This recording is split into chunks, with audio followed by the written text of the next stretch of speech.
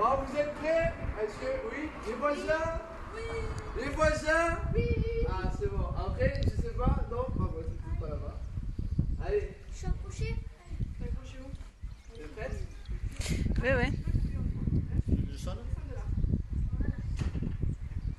Attends, il y a une voiture.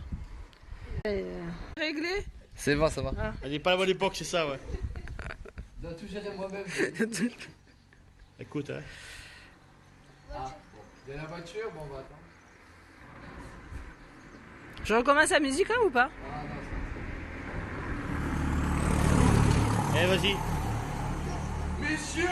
Et tu peux te mettre au milieu, rapproche-toi. Dit Monsieur Grenier d'une voix Mais solennelle. non, mais c'est parce que... Voici la première machine à voyager à travers le temps.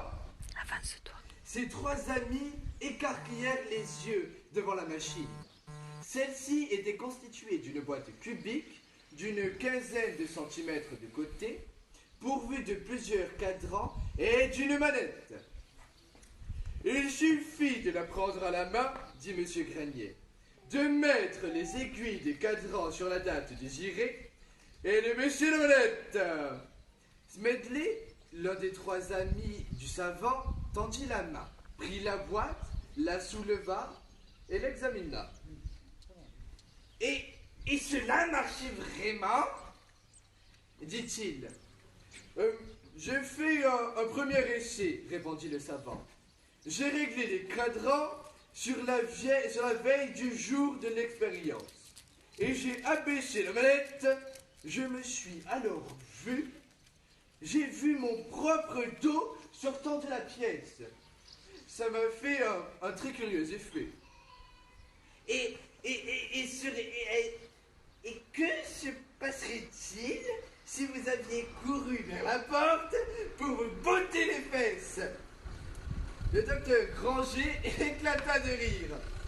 Je n'aurais peut-être pas pu, puisque cela aurait modifié le passé. C'est le paradoxe classique de tous les voyages dans le temps. Que se passerait-il si quelqu'un remontait dans le passé pour y tuer son propre grand-père avant qu'il ait épousé sa grand-mère? Smedley, la boîte toujours à la main, se reculait du groupe des trois autres. Il leur sourit. Et c'est exactement ce que je vais faire, dit-il. Pendant que vous discutiez, j'ai réglé le cadran sur il y a 60 ans. Smiley, ne fais pas ça, cria le docteur Granger. N'essaye pas de me la reprendre, la boîte, dit Smedley, ou j'abaisse la mallette tout de suite. Si vous me laissez pas le temps de parler, je vais vous expliquer ce que je vais faire. Et je connais le paradoxe, bien sûr. Il m'a toujours passionné, parce que j'ai toujours su que j'aurais tué mon grand-père si j'en avais eu la possibilité. Je le détestais. C'était un sombre brute, un ignoble individu qui a fait un enfer dans la vie de ma grand-mère et qui a empoisonné toute l'existence de mes parents. Votre machine à voyager à temps me donne une occasion dont je rêve depuis que je suis en âge de comprendre. Ayant dit, Smedley abaissa la manette. Il eut comme une brume estompante. Puis Smedley apparut dans un champ labouré. Il regarda autour de lui, mais il s'orienta mal, sans mal.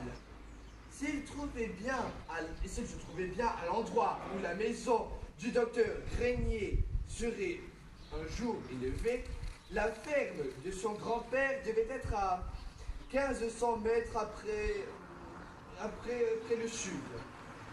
Smedley se mit en marche à travers champs.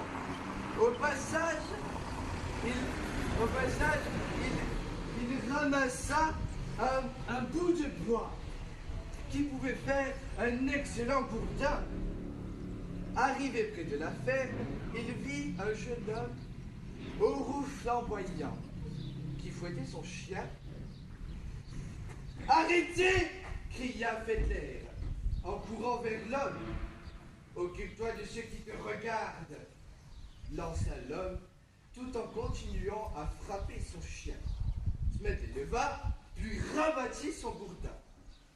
60 ans plus tard, le docteur Gringer dit d'une voix solennelle « Monsieur, voici la première machine à traverser le temps. » Ses deux amis écarquillaient les yeux devant la machine. Voilà. Merci de m'avoir écouté. Ouais, bien.